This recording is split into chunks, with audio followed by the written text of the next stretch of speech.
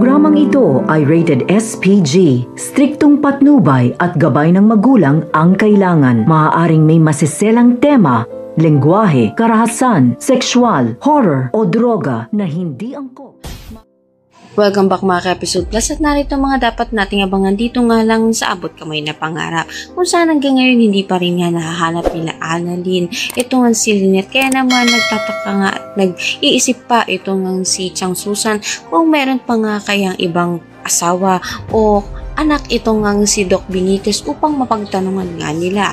Habang ito nga si Doc Lyndon ay kinausap nga ito nga si Zoe kung may alam nga siya kung nasaan ito nga si Doc Benitez o nakakausap niya pa nga ito at binantaan niya nga ito na kapag hindi nga nagsalita ito ay ibubunyag niya nga ang kanyang nalalaman na mag-ama silang dalawa at ito na nga ang katapusan na pagpapanggap nga nito ni Zoe bilang tanyag. Sa kabilang banda nakaisip naman nga ito nga si Lynette ng paraan upang makatakas na nga siya at dito nga ay nilagyan nga niya ng pampatulog ang pagkain nito ni Doc Benitez.